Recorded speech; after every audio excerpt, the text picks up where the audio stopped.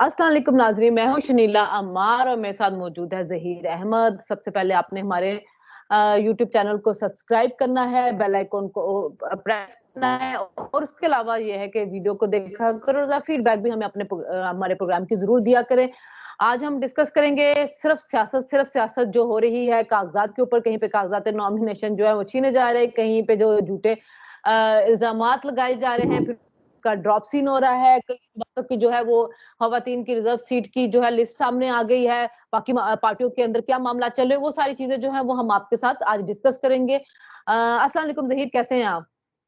जी, बिल्कुल शनीला, मैं बिल्कुल ठीक-ठाक। आज जो है ना थोड़ी हम अपने देखने वालों को खबरें दे देते हैं क्योंकि हमारी आपस की लड़ाई-झगड़ा है तो चलता ही रहता है। हाँ, खबरें दे देते हैं और दूसरी बात ये है कि मैं तो इस वक़्त लाहौर में बैठी हूँ और जो यहाँ पे धुंध है, स्मॉग है, बंदे को बंदा नज़र नहीं आ रहा है। आपके इस्लामाबाद में क्या सिचुएशन है? कोई धूप निकली आज के नहीं?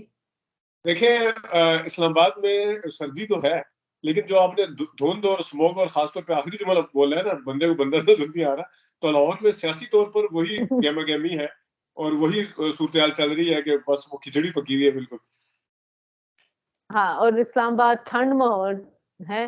अच्छा इस्लामाबाद ठंड ज़हीर में अभी जहांगीर तरीन ने अपने कागज़ात नामज़दगी हैं जो है जमा करवा दिए हैं। तो हाँ। जहांगीर तरीन जो है क्या उनको भी लग रहा है कि मेरी ताहयात नाअहली जो है वो ख़त्म हो गई है? क्योंकि जो एक हम बात कर रहे हैं ना, एक एक्ट आया है जिसके ज़रिए कहा जा रहा था कि नवाज़ की ताहयात नाअहली जो एक तरह से ख़त्म हो गई। नवाज़ अपने केसेज़ से तो क्लियर हो गए हैं। जबकि जहांगीर तरीन पे एज़ सच कोई केस वो नहीं बना था कि वो जेल जाते या उनको कोई सज़ा मिलती, उनको सिर्फ ये था कि जी सादिक और अमीन नहीं रहे। तो 62(1) एफ उनके ऊपर लगा और उनको ताहियात जो नाअहल कर दिया गया था। तो जहांगीर तरीन ने अपने कागज़ात नामज़दगी जमा करवा दिए हैं, उसी चीज़ को ज़हन में रखते हुए जो कि नवाज़ शरीफ के ज़हन में है कि मैं भी ताहियात नाअहल अब मेरी नहीं रही है, 5 साल की नाअहली थी वो मैंने काट ली है। देखिए, कागज़ात नामज़दगी तो सारे जमा करवा रहे हैं। उसमें आप नवाज़ शरीफ साहब, इमरान खान साहब, जहांगीर तरीन साहब और जहांगीर तरीन साहब के हवाले से मैं ख़ास चीज़ जो जिस तरह आपने मेंशन किया है कि उस तरह की कोई उनके ऊपर मुकदमा नहीं था। सुप्रीम कोर्ट से ही फैसला आया था। तो वो वाला केस भी अब लगा हुआ है, ज़ाहिर है जनवरी में उसको भी सुनना है। लेकिन हाँ जी। लेकिन जो अहम बात है वो ये है कि तरीन साहब ने सिर्फ़ 24 घंटे के अंदर या 48 घंटे के अंदर यू टर्न लिया है। वो ऐसे लिया है कि इन्होंने जुम्मे वाले दिन कागज़ात नामज़दगी जमा करवाए अपने 177 एनए 177 के लिए, लोधरा के लिए और वहाँ पे खड़े होके इन्होंने ऐलान किया कि मैं किसी और हलके से इलेक्शन नहीं लड़ूँगा। मैं चाहता हूँ कि मेरे अपने लोग जो हैं, वो मुझे वोट दें और मैं अपने लोगों की केयर करता हूँ। वहाँ पे फिर शदीद नारेबाज़ी भी हुई उस इस बयान को लेके।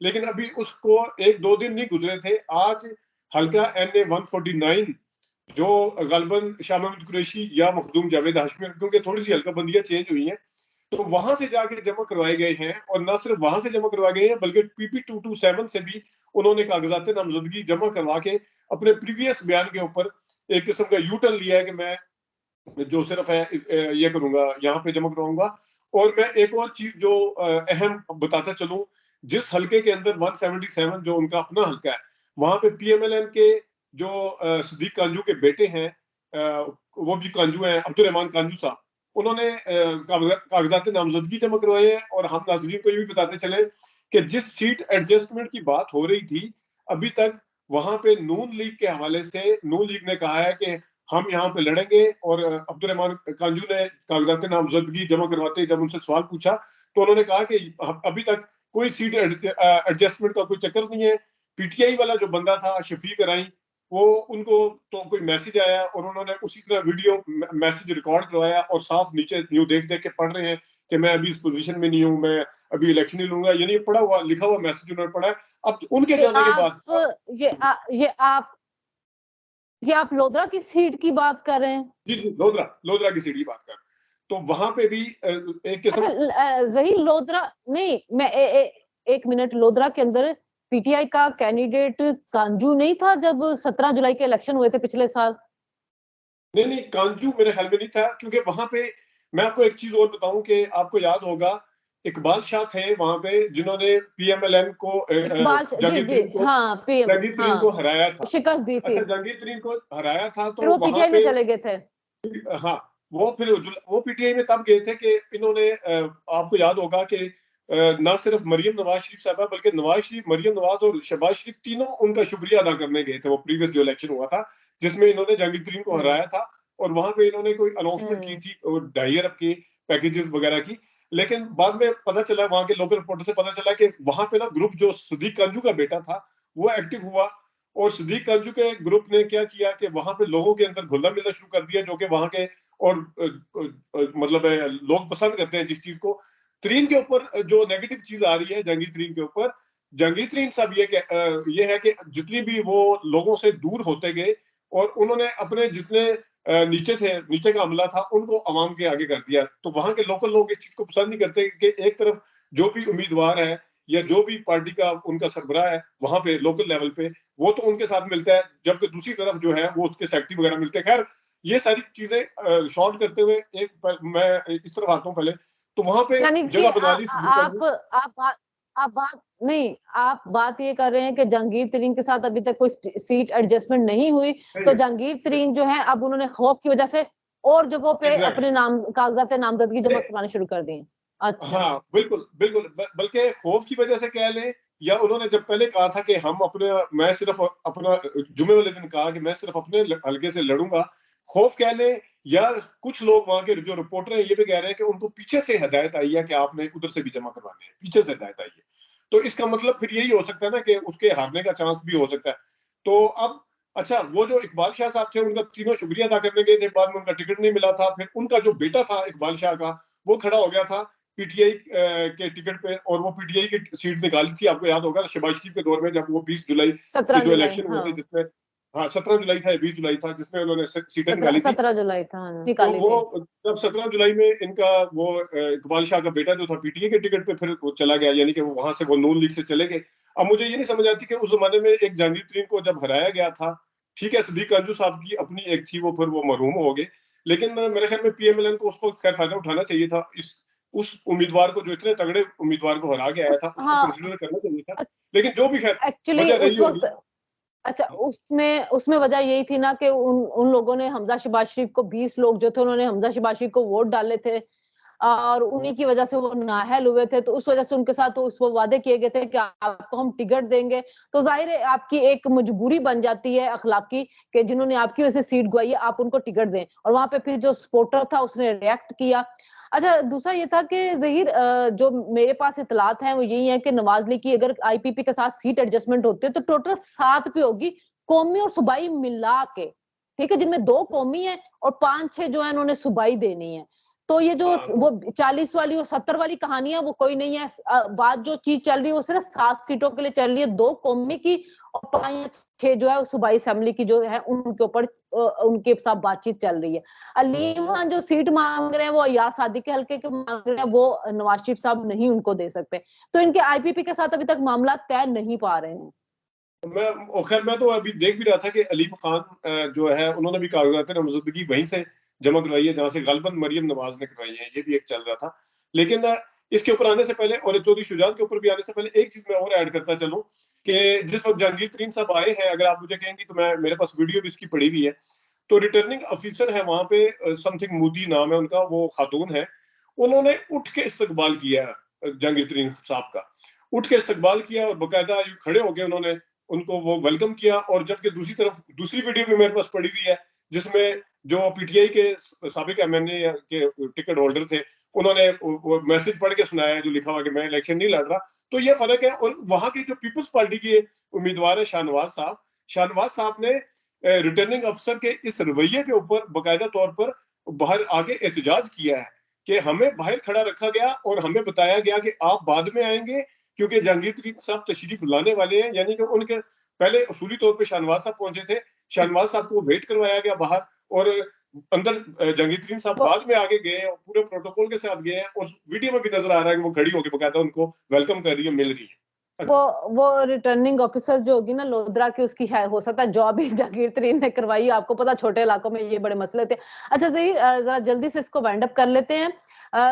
जो पीटीआई वाले हैं उनकी तरफ से शिकायत आ रही थी जी, बड़े कागजात नामजदगी जो है छीने जा रहे हैं, हमले हो रहे हैं, जख्मी। और उसमें आज एक बिलाल बिलाल हाँ विर्क जो था उसकी भी, हाँ, उसकी भी आज एक खबर चला दी। तमाम ये जो पीटीआई के सहाफी थे उन्होंने बाद में उनकी अहलिया की तरफ से आई जी वो हादसा था, हमारे ऊपर अटैक किसी ने नहीं किया। हाँ, बिल्कुल, ये मैंने देखा है बिल्कुल। बल्कि कुछ ने बाद में ये कहा था कि हादसे का ही आया और उनकी मिसेज़ का भी मैंने वो सारा ट्वीट देखा था।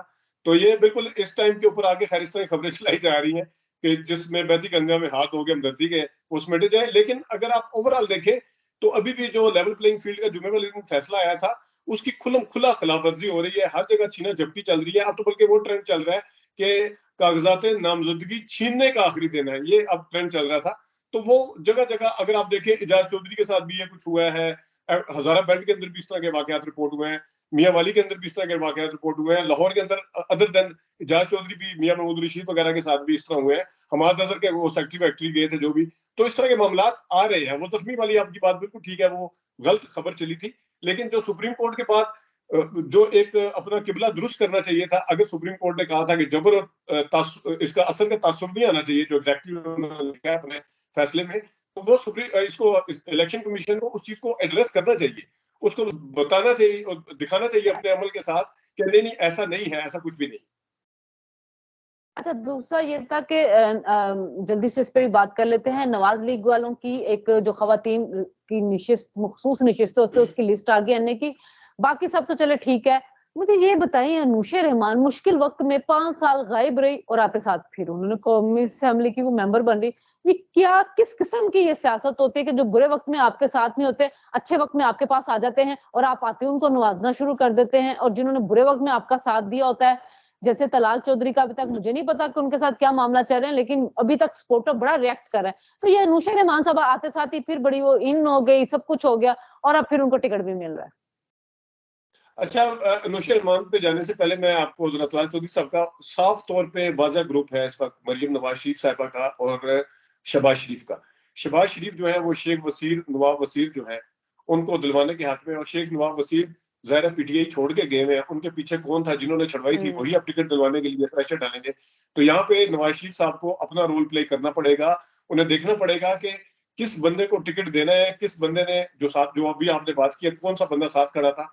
तलाल चौधरी साहब ने ना सिर्फ हाँ, अहली काटी है, बल्कि उसके बाद भी उन्होंने टीवी के ऊपर भी बड़े बड़ा दिफा जबरदस्त किया। तरीके से हुँ। डिफेंड किया और सारा कुछ किया है। तो मेरे ख्याल में ये एक अच्छा, लाहौर के अंदर भी शहबाज ग्रुप और मरियम नवाज ग्रुप के हवाले से इस तरह की खबरें आ रही हैं।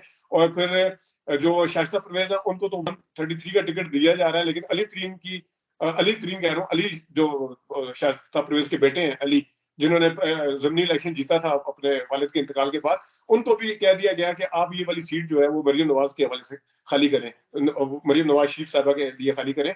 लेकिन जो आपने अनुशा रहमान की बात की है, ये हम रोजाना जिस दिन पार्लिमानी बोर्ड का जिस दिन से जलसा इजलास शुरू हुआ है, जिस दिन नवाज शरीफ साहब का दिखा रहे हैं, पीछे कोई और जगह लेफ्ट वाली साइड पे उनकी तब्दील होती रहती है, राइट वाली साइड पे जो है ना वो पीछे अनुशा रहमान की पक्की जगह है।